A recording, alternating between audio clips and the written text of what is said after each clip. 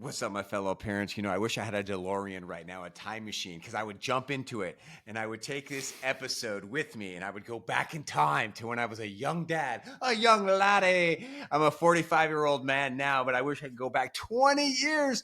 Oh my gosh, I've been parenting for almost 20 years. And I would say, yo, Sean. I said, yeah, Sean. Hey, Sean from the past. What's up, Sean from the future? Hey, you got to listen to this episode. Okay, why? Because you're young dad and you're a young parent and you're dumb and there's so much you don't know, but these 10 habits, these 10 tips are going to help you so much.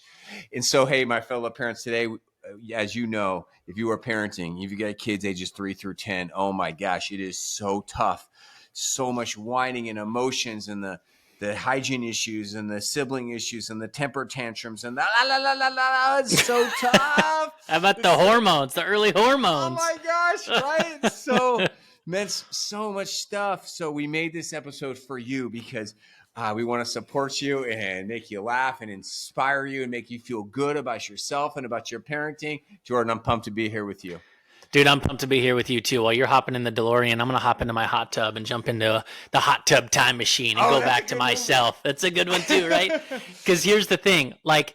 This is one of the reasons why I try to surround myself with older individuals, people who have maybe already gone through what I would like to go through, and I ask them for advice. And I think that's a big thing too about a podcast like this. You're going to learn a lot of stuff, but don't be shy to ask a fellow neighbor, to ask a colleague, a friend, just like, hey man, you have kids. Can I pick your brain for a second? Because sometimes we feel so isolated and it's just like, you and your spouse. But the reality is there's so many people who've already gone through this. I remember a time we had just had our twins. They were infants and we went out to eat, me and Danny. It was like our first time out since the whole birthing, hospital, home life, that whole process. And we were going to eat. And this lady looks at us and she kept staring at us and smiling. And she walked over and she says, hey, I see you have twins. You see that boy and that girl over there?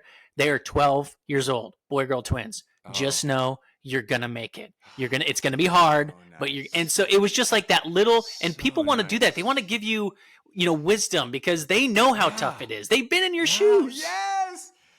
I love that story. It made me think of my buddy. I'm going to change his name. I'm going to call him Chase. I'll call him Chase in this episode. Chase has got two kids. One is 8 and one is 2.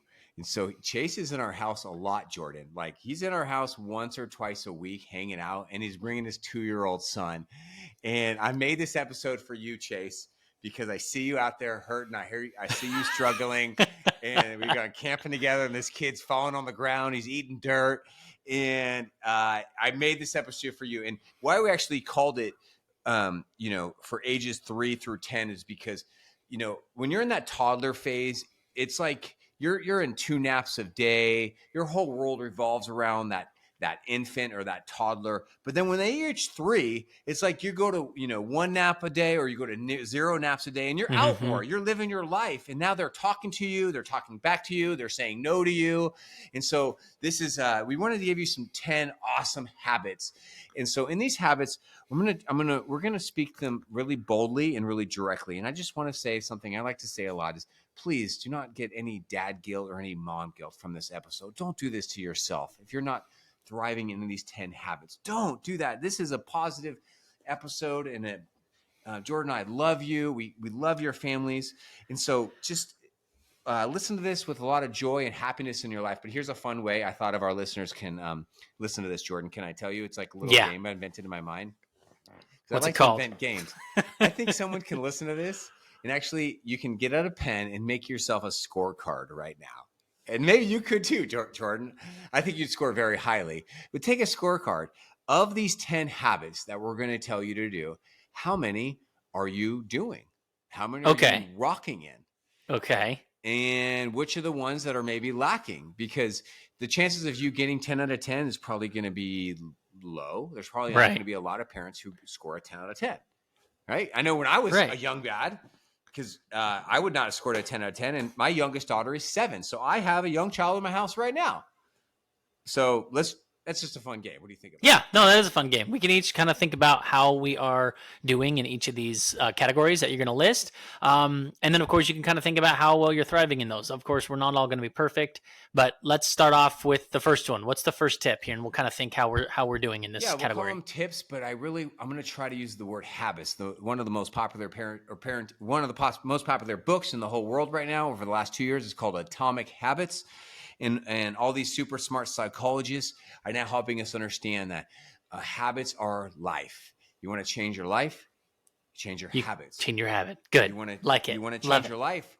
You change your mind, but then you change your mind which then leads you to new habits, and that doesn't make sense. You're really in this space a lot of self-improvement. So, what do you think of when you think of the term habits or atomic habits, healthy habits, Jordan? What comes up? Well, yeah, I mean, think about just eating cleaner or gaining more muscle. You have to go to the gym. You have to create a habit, even though if you don't want to do it, by doing something repetitively. And then over time, it's going to change you physically. Your health is going to get better. And that habit might not come naturally, but you put it on the calendar, you make sure you do it, and you're going to get better at it, whatever that is. I'm really into habits. I'm starting a new habit. About 2 weeks ago, I got a pull-up bar, and I have like a workout station in my garage. So I have this bar. So I've had some back issues recently. So I've been hanging on this bar, and I try to hang for 60 seconds, and I'll hang for 60 seconds, and I'll hang again, and my body is stretching out. My back's getting better. Right. I can hang longer now, and I can feel it in my tone. And so, yes, it's me hanging. Sean, what were you up to this weekend? Oh, I was hanging out. Literally. Just hanging out. Okay. And it was so cool. As my 7-year-old Kenzie, she hangs on the bar too. So we'll go she's a hanger. She hangs. I love it. We're literally just hanging out, bro. Literally, man. Literally. Yeah. So my number. So again, if you have kids ages 3 through 10, I really encourage you to do these 10 habits. And I have a lot of clients, a lot of people in my VIP membership, and their lives are a mess, Jordan. A mess. I mean, and I could tell you how many times my life's been in a mess. Every single day it's in a mess. I'm working on cleaning that sucker up every day. Get the broom out, man. We got to clean this sucker up. And I get it. And they're floundering as parents, and their kids are floundering. And I made this episode for you because I want to give you these 10 habits, and I want you to thrive with them. Habit number 10 is what's called special time. Have you heard me mention that in the podcast before? Special time. Yeah, break down special time. Are you talking about like special couple time, special time with you and your kids? Special time is something that a lot of parent coaches teach. I learned it from one of my parenting mentors. Special time is that if you have young children, it's very important for you to, if you can, prioritize about 15 minutes of alone time with every child that you have every day. Dang. Some of us got like 3 or 4 kids. So 15 minutes, which each kid alone.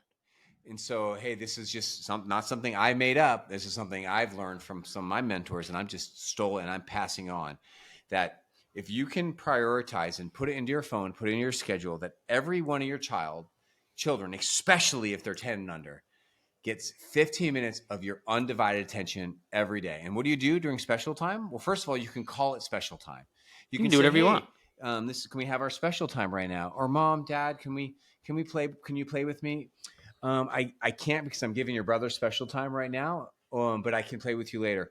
Okay, our special time is just about up because I have to go make dinner now. Oh no, can you play longer? I can't tonight, but I will be able to play with you on special time tomorrow. Why do you give it a name? You don't like special time? Give it a different name. It builds trust, it builds connection, it builds attachment. And why it feels so good to a child is that they can trust that my parent likes me. They like hanging out with me, and I can trust them that even though they're busy with my other siblings, with their job, with the running of the household, that I'm going to get 15 minutes of special time a day. Kids love that stuff. No, that's good. And if I were to rate myself on this, I'm just going to be honest, I do terrible in this. Now, with one of my kids, the one with special needs, the one who's home from school earlier, he gets all the special time in the world. But when my twins come home, it's so much different. That's when it's more chaotic. I'm going to get into the routine. And then usually when my kids ask to play or they want, let's say, special time, like, hey, come jump on the trampoline with me, or hey, can you do this with me? It's like 7 o'clock at night, Yep. and I'm an early riser from Tough. my work, and that's my bedtime. And I always have to say, dude, I want to, but I got to get to bed, Tough. you know, or I want to, I got to do dinner. So I need to do better with asking them, hey, do you want to do X, Y, Z? Maybe right when they get off the bus or right after school, so that I get that, because I will go days and days and days without it. With You're a not couple alone, kids. man. Even if you're a stay-at-home parent, special time is hard. And I think about special time is like how experts tell us to eat a certain way, drink a certain way, avoid certain foods, don't do this. Like we can only do, like we're not So perfect, right? Right, We can only do right. so much. So the goal would be, how do you put in special time with your kids every day? Because it's not going to happen every day because of a gazillion personal reasons why you have. But this is what I've noticed, is that the more special time you have with your kids, the more connected they'll feel to you. The more connected they'll feel to you, the more they'll listen to you, the more they'll obey you, the more they'll cooperate with you. So I've noticed that it's not a perfect science, that if I'm spending a lot of time with my 7-year-old, for example, or I give her special time, every day, which I try to do every day, well, then when it comes to her, doing what she's supposed to do, like, eating her healthy foods, going to bed on time, brushing her teeth, she's much more cooperative. And that kind of makes sense, doesn't it? Yeah, and when you're doing that at a young age, when they get older, past 10, they're more willing to come to you and open up to you because they have that foundation. We could make a whole episode on what you just said. So that was very deep, what you just said. Like when you say deep things, I don't know if you noticed, I like to pause. Say it again. Well, I mean, it just came naturally, but like as you're spending time with your child and they're more willing to listen to you, as they get past the age of 10 and they're getting more busy and or busier, and they've got all their friends, they got someone, they're more willing to come to you or open up to you or talk to you buddy. because they have that foundation. Yep. They trust you already. They sure do. Now, the reality is this, is that there will become a time in every parent's life. It will normally come like around 11, 12, 13, 14, or 15, when you go up to your teenager and you ask to hang out. How's your day? What's the best part of your day? Do you want to go? Do you want to do something together? Get ice cream, anything. And they will, and on a regular basis, they will say no. Oh. And it was hard for me when it first started with my oldest daughter. And then it was hard with my second. That's why we have to ground them, put them in their bedroom, lock the door, and they don't get to play with their friends. You will hang out with me. Yes. Oh, that's hard, man. That's hard. So even though I spend a lot of time with these kids, they're still normal teenagers that do not want to hang out with their dad or talk about their issues with their parent for 15 minutes a day. Yeah. But yes, so it's not like a perfect science here. And so, yes, the special time has to be adapted and changed, during the 12, 13, 14 into the teen years. But yes, this episode is not about that. This episode is about 10 and under. Let's go on to number 2. Number 2 is something that you actually brought up. And I'll get started because you really are into this. I think you're excellent at this. What I have written down, we're going 10-9. So number 9 habit, score yourself at home, is family-focused get-togethers and routines. Right. So the reason I brought that up is because when you've got kids in these ages, you've gone through the baby steps, you've had to completely shift your whole life around because you've got this child now, or maybe you have a couple of kids and you had to completely change your old lifestyle. And so now you're getting into somewhat of a routine of having a family. And then you're just like, okay, how do I stay sane here? Well, I've lost a lot of my single friends, or the friends I had when it was just me and my spouse. They've all kind of dropped off. They don't have kids now, or maybe you've met new friends that have kids. And so basically, my thought process was, it's hard enough for us to get out and socialize, which you try to do at work, you try to do with some people maybe right next door or your family. But the reality is, we continue to need other people in our lives just to move forward every day, to feel like that we're making a difference and actually enjoying life. And so I thought,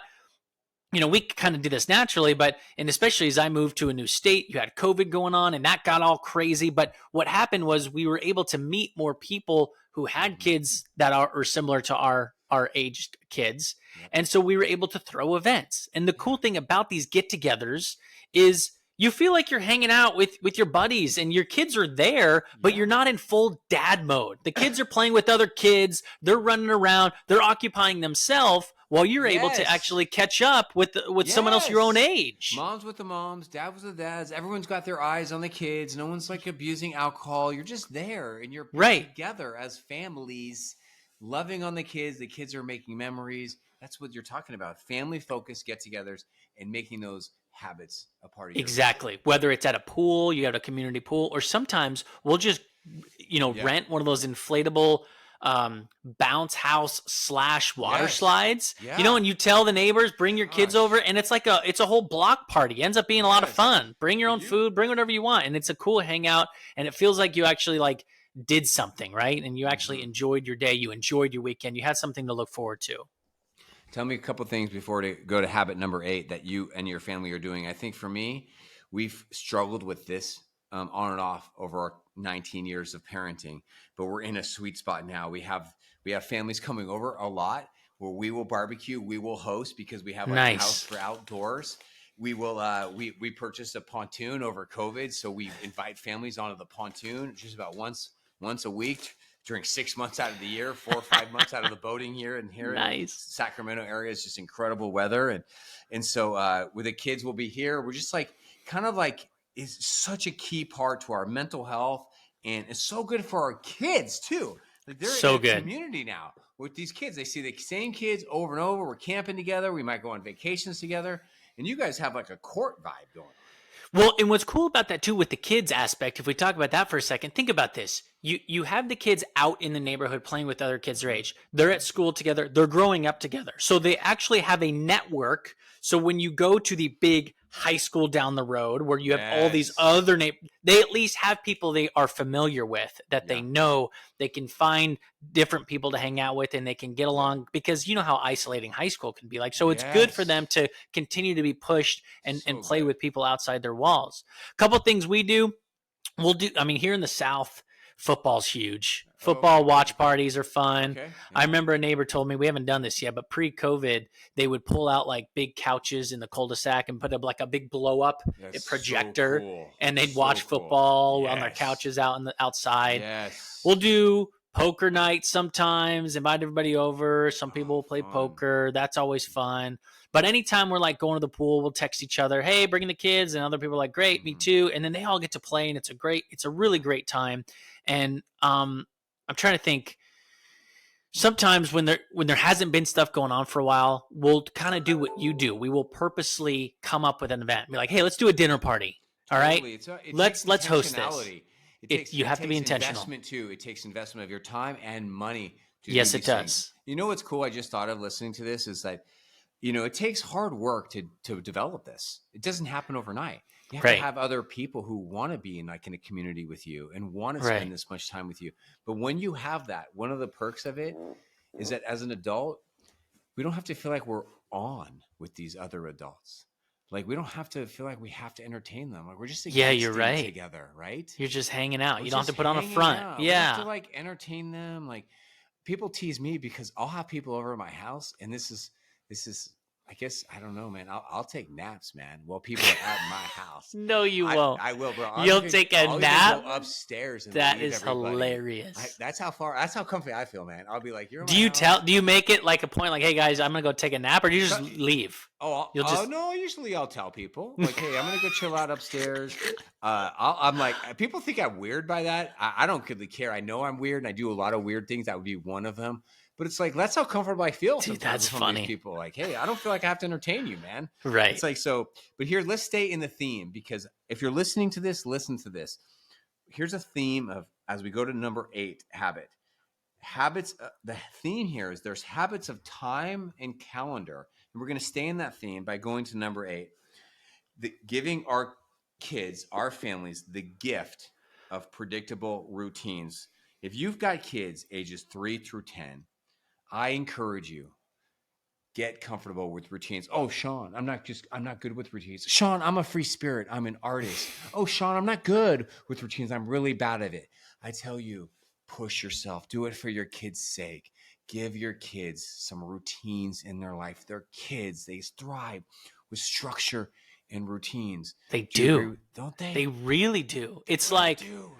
I wish I had something to toss to that was more like about a book or some kind of research, but I know people have said this. It's like to kids, routines is like that security blanket or that baby blanket or that binky. It like brings So them true. comfort. They understand what's coming. They know what's next. And even Yes. though my kid, every time I say it's bedtime, no, I don't wanna, and I get it. Yeah. But Yeah. then I know he enjoys that time, snuggle Right. time. He enjoys the solid rest. He Right. enjoys, okay, this is what we do on Sundays. We wake up, we go to church. That's part of the routine. Okay, this is Monday. You have this practice, you have this. They kind of understand and they've got everything set and there's no chaos. Everything's kind of laid out for them, which is much more easy to live that way, especially that young. So good. I'm going to say something edgy to our listeners about routines in a second, but here's what we're talking about: routines, bedtime routines, just same time every night uh, during school days, and then a little later at night times, and then You mean at bedtime weekends? routines. Yeah, a Yeah, little later yeah. during the Thank you. weekends. Weekends. Then here's another bedtime routines. Right, brush your teeth in the same place every night in the same type of routines. One of the things I'm thriving with my 7-year-old is almost every night we do a race, Jordan, a race where we race each other to see who we floss at the same time, we brush at the same time, and then we run over to the bed to be the first person to do a quote cool move. And Oh, so under the bed. onto the bed. So she does like Nice. a somersault usually, and I'll just Yeah. usually stick my leg up in the air because I'm not trying to do friggin' somersaults. But it's like all I need to say to her cousin is say, "Hey, Kizzy, are you ready to go do our race?" She's like, "Yes." So she gets excited. It's about fun. Bring fun Nice. into a boring routine. Limited screen time. Staying in bed until a certain time in the morning. That could be a really good routine where they have to stay in their rooms or in a bed. You can create a chore chart. How about this for routines? Instead of not giving them the same foods every day, the same goldfish, same chicken nuggets, make it a routine where they're trying new foods on a regular basis. Because if you give Mhm. your 3, 4, 5-year-old new foods and you work through that tension, well, by the time they're 6, 7, 8, 9, and 10, their palate will be much more advanced to try That's more a food, great tip. That's a right? great tip. I like that. How about Yes. this? The routine of church or some type Hmm. of spiritual activity, the routines of getting your kids outdoors, sports, summer camps, visit the grandparents. Like if you do routines with these things, by the time they reach age 10, when you try to take them to grandma's or give them new foods, or do you try to take them to camping, or you try to take them to church, or you try to take them to something healthy like a Boy Scouts or a Girl Scouts or some type of service volunteering activity, well, they'll be like, yeah, this is what we do in this family. Right. This is a part of our routines. And don't be shy on the fact that they're going to say no in the beginning of whatever routine you're trying out. Okay, you just have to keep at it. I've noticed that, especially when it comes to trying new foods, which I am terrible if I'm scoring myself on that. Or waking up early to go to church, or reading at bedtime. There's going to be a lot of hesitancy in the beginning, but give it a Yes. couple of weeks and it starts to Yeah. become more natural. I'm going to get real salty right now. You ready to get the salt shaker out? Here it comes. Sean, I don't know, man. I work really hard. I work 40, 50 hours a week, and then the weekends come. I'm exhausted, Sean. I just want to watch football. I just want to watch Netflix. I don't have time for this. You don't know what it's like to be me, Sean. It's just hard. I thought I'd be a good dad, but or a good parent. I'm just exhausted from work. Or this. You know what, Sean? I'm just a free spirit. I'm a free spirit. I don't like routines. I don't want to be in a routine. It's just not who I am, Sean. I have 17 tattoos, and and I just go with the flow of where the universe takes me. Or how about this one? You know what, Sean? It's just I don't know, man. Taking the kids out. You don't got my kids, man. You don't got my kids. My kids are lame. They drive me nuts. It's so much easier to just keep them in the house, man. We give them some screens. I barbecue some steak. All right, can I respond to these three We can people? all relate. We can all relate I to know. each character. I could. They're my characters because they live inside of me. I am an artist. I am a free spirit. I am. I am like I am exhausted. But here's my response, and then you can respond with some salt if you want. You know what? I don't care, and no one cares. You had kids. These are your kids. They are only little kids for a reason. or they're only little kids for a short period of time. Right. Suck it up. If you didn't want to be a good parent, you shouldn't have had kids in the first place. But you know what? These are human beings. You brought them to their home. You adopted them or you birthed them, and they are your responsibility. And it is your mission. It is your job to be a great parent filled with healthy habits and healthy routines. And trust me, if you do not become this healthy parent with healthy habits, you will regret that for the rest of your life. So do the hard work of loving yourself and loving your kids by giving them healthy special time, family focused get-togethers, and predictable routines. What do you think about that? The hard part too is when you're in it, it feels like it's, taking forever. It feels like you've got no energy, but then you blink and you're like, "Oh my gosh, where did that time go?" You're 10? I remember you in the hospital like it was yesterday. Yeah, So that's what's hard too, is how weird time flows and the way we perceive time. And so like when we're in it, it is hard. No one's denying that. Working 2 jobs, these days, it's just hard. You get done from your job, you don't have enough money, you got to Uber drive or to do the Lyft thing and kind of you got your side gig. Maybe you're a musician, you do stuff in the evening. But that's why it's so important, as you mentioned, is to create these habits and make sure they're in our calendar, because we all have the same amount of time in a day. We just have to be mindful. We all have the same amount of time in the day. We have all the same as Elon Musk. We all have the same as Jordan Steele is on the Weather Channel. We all have the same as the person who lives next door to you. What do you do with your time? Let's stay in your calendar. And what's interesting, here we are, habit number 7. We haven't even talked about talking to our kids yet. Have you noticed that? How to be a great parent with young kids. We haven't once talked about talking to your kids. We just talked about things to do, right? Let's actually keeping them busy. We're going to stay in your calendar. All this is about a calendar. You pick up your phone right now, you look at your calendar, we're staying in the calendar. We've got to prioritize me time. Me time. Not kid time. Not wife time. Not husband time. Me time. You know what's weird about that? Pausing you for a second. Like, I literally looked at my calendar today, and after we are done chatting, I've got nothing on the calendar. And I'm like, I don't know if this is a gift or if this is a problem, because now I have to figure out how to fill this calendar. I still have got the kids coming home. I still have to be a dad, but I'm like, do I relax? Do I go do something? Maybe I'll take them to do this. No, maybe I'll just sit around. Now I have all this uncertainty of like, oh my gosh, I'm stressing about having nothing in the calendar. Oh my gosh. Me time. That same dad that I mentioned, his name is Chase. They came over and I said to our wives, I actually pulled my wife over privately. I said, hey, would it be okay with you if Chase and I just kind of go fishing for like an hour? Just us two. Hour and 15 minutes. Would that be okay with you? She's like, really? I was like, yeah, like we can stay and help with the kids, but it'd be really cool. And she said, yeah. And so we checked with him. Hey man, you want to go fishing? So we got in the truck. We drove 12 minutes to the American River. We did an hour of fishing and we came right on back, and we were back right at an hour and 14 minutes. But most importantly, did you catch anything? No, there's no bites. Okay. No bites. The fishing was bad. The current was too fast. But me time means like, how do you talk and you work out? We've done a lot of episodes on this. How do you prioritize your self-care in a way that works for your family, works for your co-parent?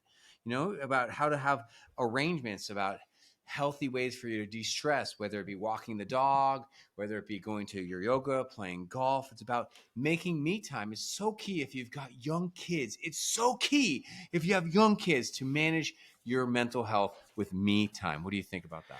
Well, yeah. I mean, I think that was really cool that you were aware of that. I couldn't tell when you were telling that story if you were doing the me time for you. Was it for so you could hang out with your buddy alone, or was it because you wanted to ask him something away from the family? But no, I guess the answer, it doesn't matter. It is me. No, I wanted to go fishing with my friend. Okay. It was just for you. Yeah. Okay. Yeah. I like that. Because a lot of the times we feel, and here's the thing too, how do we, and this, we'll have to bring this up on another podcast, but like sometimes we feel selfish when it's me time. Other times we get guilt from our spouse about me time. And there's a dynamic there that can get very toxic. We've done episodes on that about true self-care is supported by your spouse or co-parent, and true love is supporting each other's self-care and mental health. That's true love. Right. So like if you think about this, if you're yelling a lot as a parent, it means you probably are really sucking at me time. Like, come Yeah. on, what's your problem? Take care of Right. your mind. Why are you yelling so much? And that leads us to habit number 6. Prioritize we time with your spouse, Ooh. co-parent, Yeah. or lover. What do you think That's about a that? good one. That's a good one. I mean, as I get older, it's weird how when I was younger, there was so much to do and so much that we would be interested in, especially like going Mhm, out on the town, going out. mhm. And now when it's we time, I don't care to go out to dinner anymore. Yeah, I'll do it and it's fun, it's enjoyable, but I'm always Right. like, I want to find a hobby for us to do. Maybe we Yeah. can go back and go camping together, something that's like Yes. an activity. It's so interesting, but that we time is very important, and then you got to start getting creative about what that is that you guys want to Yeah. do, but it can be fun. And getting that sitter that you trust, that's Hmm. always a little stressful, especially when they're younger, if they're like 3 or 4, it's your first time getting away. And but Hmm. once you do it, you'll realize it's like very important. So important. I like that you said that about going out to dinner, because everybody, including people like us, we talk positive about date nights. But the Yeah, reality is that most people don't do regular date nights because they're expensive, they're they're hard, very they're boring, or they don't, like, the couple doesn't want to do a date night. Like Daniel and I, we don't do a lot of date nights. We do a lot of other we time things, but not date nights. And so this is the encouragement to you, to build a habit with your co-parent or your spouse or your lover, to make we time a priority. Like what we've been doing is, we exercise together. We went on a coffee date on Saturday morning together because it's such a busy weekend. And I said to her, look, like, can I take you out to coffee before we get into the craziness of people coming over? So we just went out to coffee. It was like the best. We were actually late to the soccer game, our 7-year-old soccer game, because I didn't want to leave. I'm just sitting yeah, there talking with my wife, looking at her sexy legs, hanging out with her. I was like, I don't want to leave right now. right. It's, you know what I mean? Yeah, I mean, it could be. There's a lot of the times too where like it's simple. We'll get the kids in bed and we'll just relax on the couch. That's all we So want to do. We just want to relax on the couch, just be next to each being other, or like together. even it's so funny. Like we time can be done during the week when you're so busy. Me and my wife split up all the time. We're taking kids here, taking kids there, but sometimes we'll realize like instead of one of us staying home with the little one, we'll be like, let's throw him in the car and we'll both go to this you know, event together for our other child so that we could just spend time in the car together. So good. It's You so know what I mean? nice. It doesn't Yeah. have to be Quality anything time. crazy. Love languages, quality time. It doesn't have to be anything crazy. Let's You be want to add back. some real spice though? Just go jump out of an airplane together. That's always fun. Oh, have you done that with Oh her? yeah, of course. With Oh her? yeah. Oh yeah. Oh, dude, let's Yeah, go, man, you dude. got to do that. She did Oh, that for my 21st birthday, and then I did it the day before we got married. oh, dude, I was there at your wedding. I actually officiated your wedding. Yes, Yes. you Oh, did. Yeah, that so was the day or best. two before we jumped out of a plane That was together. the best. Anyway, All good right, let's stuff. stay There's in. always stuff you can look up online too. If you're looking at this, how to thrive with habits with kids 10 and under, we're actually still staying in your calendar. These are all things that you have control of with your time. Now, number 5 is very, very important. I implore you, habit this healthy habit. Enjoy a simple life with your children and do not overload them with your schedule or your calendar. That's important because we're talking a lot about keeping things on your calendar and things to do. And a lot of it sounds like it's very busy. It doesn't have to be. And even if your life can't seems busy, it's like I try to think like one activity a day for my entire family. Like what is okay, today my daughter has to do art class. All right, she's got that. Yes. The other two not. Okay, tomorrow we've got one kid who has to do that. So it seems like it's chaotic when you look at the calendar during the week, but the reality is Yeah. to each kid it's not. And Yeah. even if you're planning something with them, I've noticed this too. Let's say you're doing a family camping trip. Let's say you're doing a family road trip. You're going somewhere. You put it on the calendar. You're excited about this. You have to keep that event simple. Mm-hmm. Adjust your timeline. You're going to Yes. Disney. It's not like, I mean, you could do the let's wake up at 6 a.m. We're going to be front of the line. You can do that too. But all I'm saying is, I want you to keep it simple. Make sure you take your breaks, bathroom breaks, give them food. Don't rush to Mm-hmm. everything and overwhelm them. There's so much of what you just said that I love. One of the things is one thing a day. Yes, we will often just do one thing a day with our young child because she can't handle two things. If you think of it Yeah. this way, just like we have mental health and we have mental health issues, your kids do too. So you might want to sign your kids up for this soccer practice and then they go to their this activity, and then they go to this, and then they have to sit through their siblings' game. You might think about doing that on like a regular Saturday, but have you ever thought how that's impacting your child's mental health? Can they handle all that? Can they handle doing this much martial arts, or can they handle this much competitive swim or competitive soccer? Like, it's just something like to have that habit with like thinking like, what can my child handle and not handle is very key here. Yeah. And each one of you is going to have to balance that, because you know your kid better than anybody else. Yeah, At first it's like, yeah, they can handle it. They're adaptable. They can step up to the plate. And it's true. They it's probably true. can. It's true. And the reality is, like, let's say, what else are they going to do? Right? You could argue, yeah, I keep them busy because it keeps them off the phone. I keep them busy because it keeps them out of trouble. It does that too. But then we've talked a lot about on this show the importance of boredom and what boredom does. Oh, yes. So Yeah. you got to introduce that too. Let me tell you 3 short stories, okay? Okay. Okay, short story number 1 is that we actually pulled one of my daughters out of public school at the end of 1st grade. And we started homeschooling her. Why? Yeah, do you care to share why? She was only 6, 7. She loved her school. She had an incredible school, incredible teacher. But she was having meltdowns every day after school.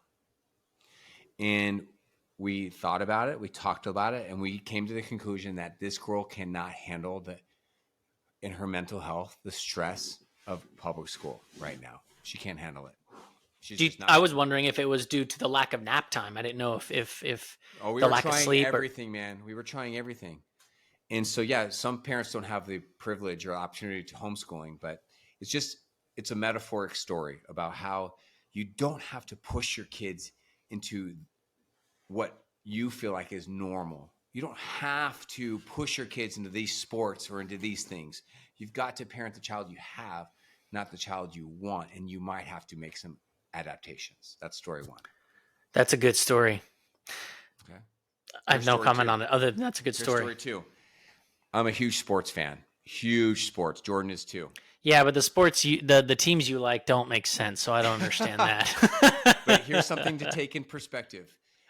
Is that I've been working with your sons and daughters for almost 25 years now, and I've been around high-level athletes in middle school, high school, and beyond, and college. And pro.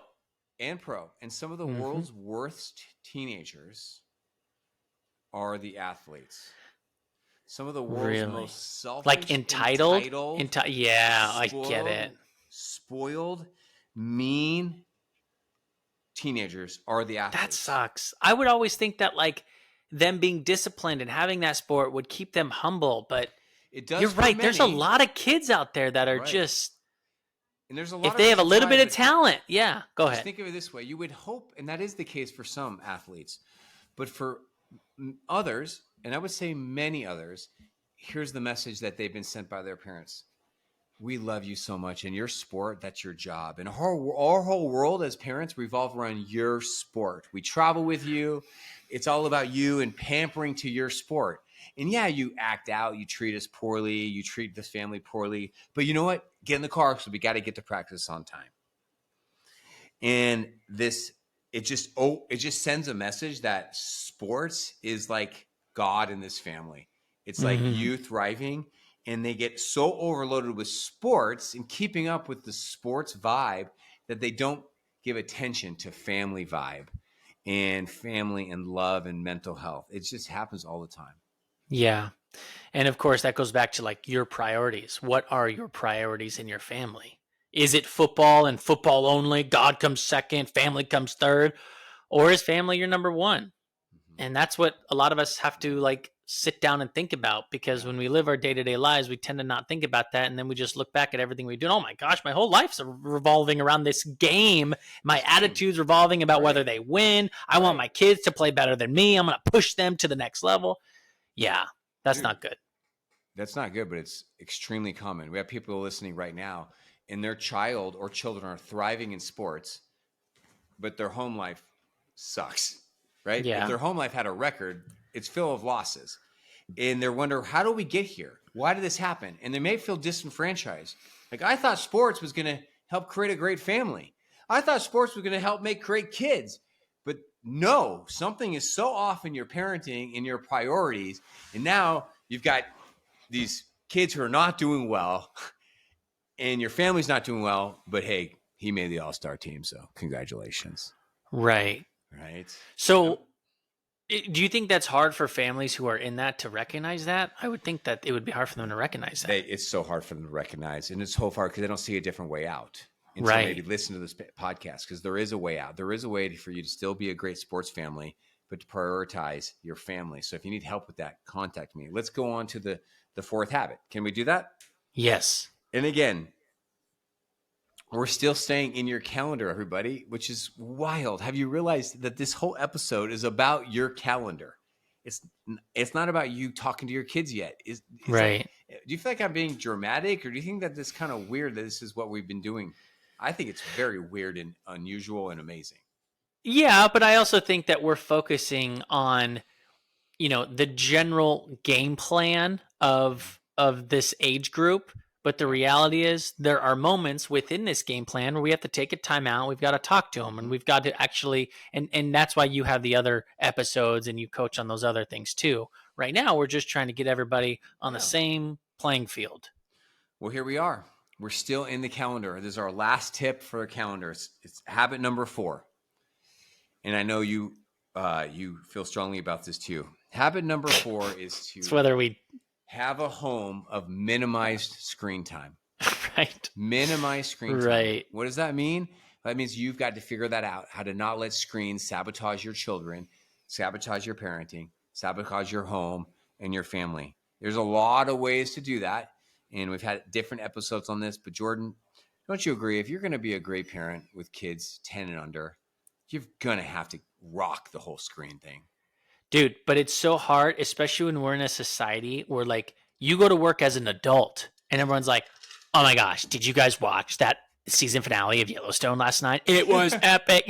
Oh my gosh, did you guys go and check this new movie that just came out? Sports. When we're in a society about all we do is watch. Have you seen this new TikTok? Oh my gosh, you don't follow so-and-so?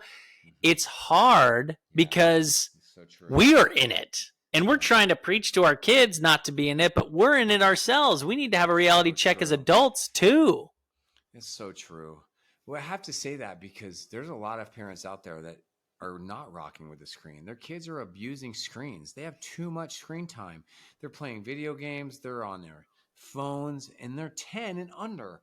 And this is not right. This is not good.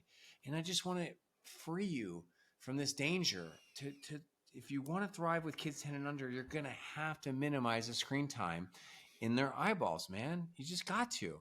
You got to do that. So I'm thinking right now about my kid's reaction every time I say, turn it off, we're done.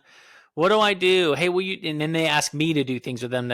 So I was thinking, man, we should have a whole chat going on your website or on social media about different things we force our kids to do or that our kids come up with when they're not on screen time. And you know what I just circled back to from my childhood, right? So I'm kind of doing a lot this day and age where I like reflect on like the past, right? And so one of the things, do you remember those rockets? They're like bottle rockets or those rockets that you'd shoot up and then you would have the little engine that you would push and then it would go up in the sky and then it would come down with the parachute and you put a new engine in. I have not seen a kid play with that in decades. And I was just looking on Amazon. I'm like, dude, the kids would love that. Those were so fun. Cool. So cool. Well, I think you brought up a great point 5-10 minutes ago. The less screen times our kids have, the more boredom they feel. The more boredom they feel, the more they're either going to manipulate their parent to try to get more screen time, because if that's how the parent has trained them. The parent has trained them. When you manipulate or whine to me, I will cave and give you screen time.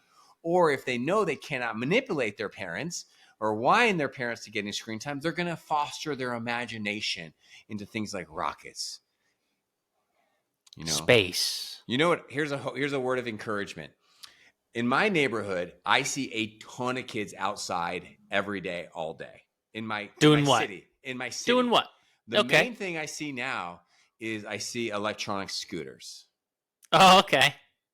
That's They're cool. mostly Those were fun. like, When I was a kid, they were gas powered. Those scooters. oh yeah, they were, but I now remember they're those. Yeah, everywhere. GoPed or something. You go to the local park at like Folsom, and you'll see kids at the playground. You'll see kids playing soccer. You'll play kids sitting there. There's kids everywhere nowadays. That's great. That's great. I see more kids outside over the last 5 years than I did in the previous 5 years before that, because I think we're growing as parents, we're growing as a society. And yeah, would I prefer our kids to be riding bikes where they're actually being exercising old school? Right. And you put the old, like, you put the ace in the spoke so it goes when you ride. Oh, You my favorite thing is when I see kids riding with other kids on their handlebars or on their pegs. Yeah. Did you ever pegs. do that, man? I did that as a kid. That was fun. But that so was real just have fun. hope. If you think all of our kids are inside, you're lying to yourself. You've been manipulated. They're out There's there. kids everywhere. They get outside because their parents are limiting their screen time. And so yes, let's go on to the next habit. Okay, now the last 3, 2, 1 habits are things that we talk a lot about on this podcast. So they should not come to any surprise to anyone listening. Habit number 3 is to build a home of emotional connection. Right. And you teach us how to do that. Heart talks, really sharing your feelings. That's important stuff. A lot of people bottle it up inside. My wife does such a good job with telling the kids how she feels and how it makes her feel when I just want to grab them by the neck and wring them for what they just did. But she just decides to share her feelings, and it has more impact, I feel like. When you hear the term connection before correction, what do you think of, my man?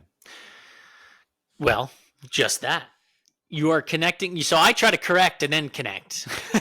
That's just the guy way, I think. Yeah, that's the masculine way. You're just like, no, I'm going to whip this kid into shape and then we'll talk about it later. Okay. But because the hard part is, how can you build connection before correcting said act, right? Mm-hmm. That's hard to do, especially when you're heated or they're heated or there's something going, So I guess you would connect after there was a break. Let's say there's something that caused you to flare up, for you to yell at them. Stop this. Take a second, connect, and then talk about why that was bad. You know what? I could just go on and on about the beauty of connecting with a child who's 2, 3, and 4. I can go on and on about how important it is to connect with a child who's 5, 6, 7, 8, and 9. I can tell you, I could write you a whole book on why it's so key to build a connection with a tween or a teenager and how hard it is, but you can do that with any teenager. You can build connection.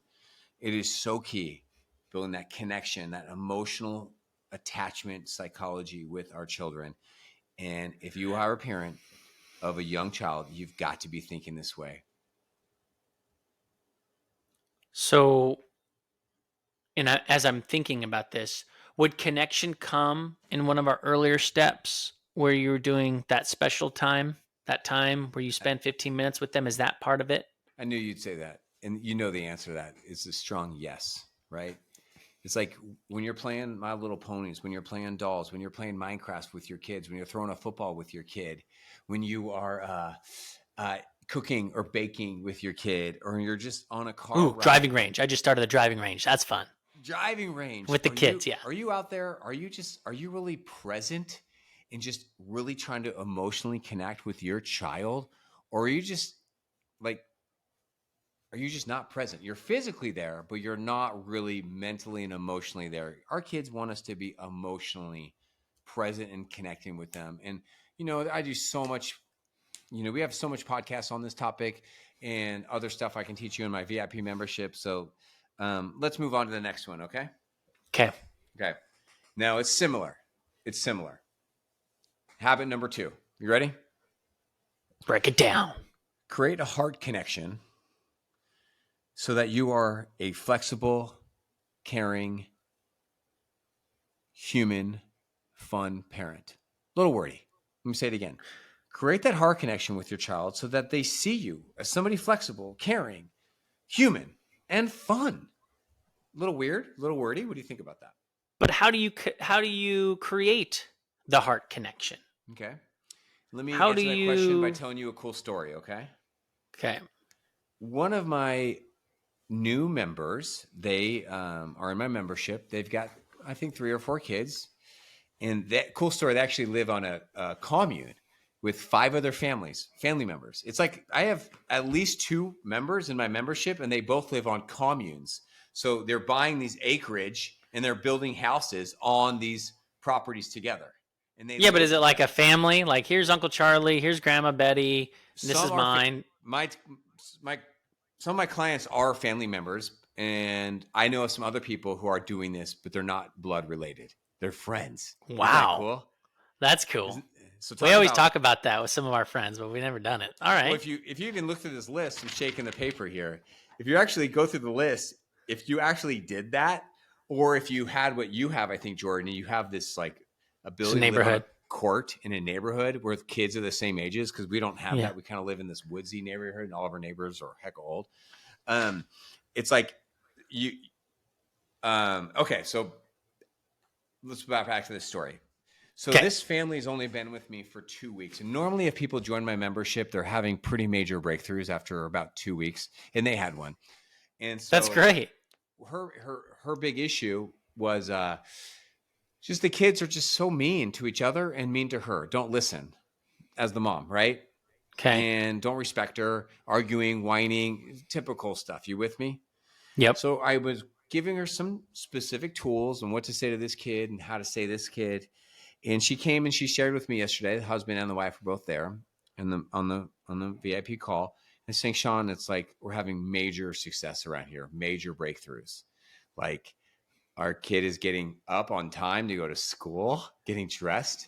It's like What? we used to punish her, we used to yell at her. We feel like we've tried every trick, but this kid does not want to get to school on time. And now she's getting ready for school. She's doing great in the mornings. She's being really helpful with the younger siblings. Like it's amazing. So I said to her, Wow. I said, okay, this is great to hear. I'm happy for you, but what's the secret to your success? That's often a question I'll ask people. Well, the secret was you gave them some Well, yeah, habits. yes, the secrets was in the tools that they're using. But one of the themes that came out was this, is that, you know what? I think my kids are really seeing my humanity. They're really seeing me as a human being now. They're like seeing that, I have feelings and I have things that affect me, and I get scared and I get worried. I don't want to yell. I don't want to punish. And they're seeing me finally as like I'm real and I have feelings, and they care about my feelings. So that's what I say when I say create a heart connection with your kids, so they see you as flexible, caring, human, and fun. Did I? Right. Right? Yes, you did. So the fact that she was being more open with how she felt or the stress that maybe these kids were creating to her, Yeah. it then made the kids have more respect for their parent. It was a full circle. Yeah. I mean, she shared a lot. One of the things she also shared was like, yeah, in the past, I would just be threatening consequences or discipline, Right. or I would do discipline. So, Sean, we haven't done any discipline in like 2 weeks since we've met you, and like everything's changed. So, yeah, that's what That's good crazy. parenting, what I teach is the connection is so tight, and trust is so high that you don't need consequences, right? Because Right.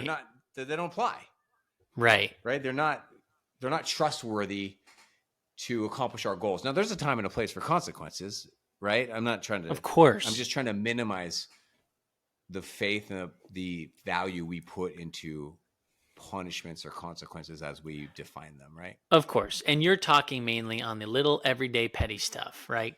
If it's a big stuff, if it's stuff that really needs addressing, yes, of course. You gotta nail the hammer, or hammer the nail down when you need to. But in this case, it's just your day-to-day stuff. Kids backtalk you, they give you lip, they say no, I don't care. And so you have to figure out a way to break that pattern. I'm so glad that you shared that. That's great that it didn't take long either. 2 weeks, that's a huge success. Usually takes about 2 weeks. Let me tell you something. I want to see how you respond, okay? Okay. When I think about a parent who's got a great heart connection with his kids and his wife, he's flexible, he's human, he's caring, he's fun, I think of you. I think you are probably like the most amazing dad. No, do You not are. think of me. Nope, And I would do love not. it I'm if you telling were. you right now. I want you to be my dad. That is very sweet and kind of you to say, but it's not the case. I can flip a switch. No, and that's okay. But I'm that's getting okay. better. I'm You're getting human. better. I You're appreciate human. that. I You're am human. human. I don't want a perfect dad. I want you as a dad. And That's I very wish we nice of had you the to say opportunity to live in the same court together. Me too, man. That would be so cool. We're on opposite sides of the country right now. That's okay. We get to share this podcast and share it with everybody. No, and I'm learning. I learned so much from you on what I should be doing. You know, I'll ask my parents for advice. I'll ask my grandparents for advice. I'll ask other people who are older. I'll watch. I'll see how they talk. I'll see how they act. Yeah. I'll look at their kids and be like, man, I want kids like you. I want them to respect me. I want them to Yes. be close with me. And I want all that. And so as I see that, I'm I just want that too. constantly making notes. Yeah. And then, of course, using some of these tools. And it really does work. Does your brother listen to our podcast? I don't know. Hmm. I don't know if he does. Well, I hope He's got Chase- good. He's hit. Listen, my brother has come night and day with, and his kids have come night and day compared to what it was. I mean, there was a lot of Yes. problems with their young children, Right. but they're getting older. They're my brother and my sister-in-law are so mindful in what they're doing. I could actually Yes. see these kids changing in front of me, and it's pretty cool to see. It's the pretty power cool of to good see. parenting. It's the It power is. of loving, present, connected, attached parenting, and that's a short story, and it's incredible. But now we come to the number one thing. I'm going to do a cheesy drum roll. Can you even hear that? Oh yeah, it's a no-brainer. What number one habit should be? It's so clear. Your number one habit as a Money. Oh No. Oh, no, sorry. that sure helps. Alcohol. That sure helps. No, Sorry. Just teasing. Number one, no brainer. You've got to give yourself a scorecard on a scoring of these 10 things, and we're going to go down it. Your number one habit as a parent of a young child is you've got to excel in your mindset and in your mental health. But Sean, that's me. That has nothing to do with my kids. Yeah, well said. We've said this so many times on this podcast. You actually started this podcast by even alluding it to it. Let's just do it right now. Here's what this means to me. And then you answer, if you could, what does this mean to you? What it means for me is that just like they tell me when I go on an airplane, they tell me, hey, in the case of an emergency, everyone here is going to freak out and you're going to be scared because we could die. But when you're going to be super scared, here's what I want you to do. I want you to put on your air mask first. What are you talking about? Put on my air mask first? Well, my kid's going to be suffocating. They're going to be panicking. No, you put your own air mask on first. You prioritize your own mental health, your mindset, so that after then you are healthy. You can breathe. I feel good. I feel calm. I feel esteem. I feel confidence. I feel peace. I feel in my body. Then you can put the air mask on your child. That's good. For me, it's what will make me a better dad, a better husband, right? Okay. And what's funny is it's when I'm in it, when we're in it every day, it can get crazy. You can get frustrated. You get mad at each other. Everything bugs you. Stop asking me questions. No, I don't want to cuddle with you right now. Ugh, you want another hug? You just hugged me. I'm hot. I'm sweaty. But when I have time away from the family and like go fishing with the guys, go, fishing by myself, maybe do what you did, go away for an hour. It's weird. I like miss my family more. Mm-hmm. And so that detachment creates more attachment. Yes. And so like I'm going away not because I can't stand you anymore. Yeah. I'm going away so that I want to be with you more. It's weird. Yes. And I don't even go away that much. I just one of the things I think of is like, oh, okay, I'm going to do this maybe twice a year. And it's like, man, and I'm out there. I'm like, man, I really miss my family right now. I wish I was back with them. The question for us parents is, what do you need to say to yourself so that you are a happy, healthy, joyful parent? What do you need to say to yourself in those stressful moments so you don't give your power away? What do you need to do with your calendar to protect your mental health? What do you need with your calendar to protect your marriage? What do you need to do in the thick of it? Here's what I do. I say things like this to myself: Sean, you will feel better soon. I say, Sean, this is just temporary. Sean, be present with this kid right now. They need you. Sean, slow down. Take a breath. Take a Good. breath. Sean, it's okay to say no to other circumstances. Sean, don't overschedule yourself or your kids. I know speaking of that one client that had the breakthrough, they live in the commune. Can I tell you what he did?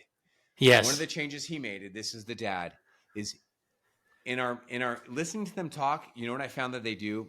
They make jokes to cope with the pain. This is what they say. With each other or with you? They make jokes. They make jokes in their mind and with each Okay. other. Okay. They say things like this: "Oh my, these kids are just little devils. Gosh, these Oh, are right. monsters. Right. Literally, We all do I'm going to that. throw this Yeah. kid through the window. Right. How was your day? Crappy. Living with these monsters." And they Right. joke. Now that's a coping skill, to use humor to cope with things. But I challenged them. I said, guys, I'm all down for a good joke, man. Laughing. Right. I The know words are this, powerful. but words are powerful. What type of things are you thinking about when you call Mhm. your kids devils, demons, monsters? They're ruining your life. Is that really what you want to be thinking about? And the The answer is old, no. the wife, the old ball and chain. That joke Right? right It's there like, too. The right, old ball and right. chain. Like, do we really want to think about our wives as balls and chains and husbands as detached, selfish narcissists? Like, do we want to be joking about these things or running this No. through our minds? You know? You know what's something I do too to help me create this mindset is I'll look at old photos. I'll literally go and I'll be like a Google photo will pop up as like So here's your good. memory from 10 years ago. And I'll see my kids and I'm like, oh my gosh, or 5 years ago. I can't believe that was 5 years ago. And it like makes me want to be better and have a better mindset right now because that time has passed and it's gone so fast. I just changed the picture on my phone. I'm holding up for Jordan to look at. I mean, this picture was taken 2 years ago. You can see that my Wow. 18-year-old was probably 16 or 15. Yeah. My now 14-year-old was probably 11. I mean, this picture, I feel like all I want to do is become one of those old people that feels like their whole house with pictures. Like, I'm becoming that person. Right. My wife's Me not too, going to allow man. that. But it's like, I'm never going to have this moment again with my family. I Here we know. are. They're all wearing beanies. They look so cute. It's just like, oh my gosh, it was only It's a 2 moment in years ago. time. It's I moments know. in time. So You've got to get one of those digital frames so it just cycles through all those dude, old you know you're photos. old. You know I you're love old, it. dude. I You love know it. Dude. I'll tell you right now, dude. You know you're joining AARP when you get one of those digital frames. Here's what I'm thankful for. We have two. I'm thankful for the past. I can't relive it. I don't have a DeLorean or a time machine or a hot tub time machine, but I'm thankful for this picture because I did the best I could, and I made good memories with my family. And I'm not going to guilt myself or shame myself over the past because the past was beautiful. It had ups and downs, but the past helped me become the man, the husband, the dad that I am today. So I'm thankful for my past, the good, the bad, and the ugly. And so that is my attitude of gratitude today. Close up our show. What's your attitude of gratitude? Well, I'll move it forward, and I'm thankful for the present. I'm thankful for being present with my kids, making sure I have time for them. And when I'm spending time with them, I am not doing anything else, and I am fully being present with them. And then, of course, thankful that, each day we have is a gift, and I look forward to the future, but I'm really enjoying the now because it's going fast, and I don't want it to slip away.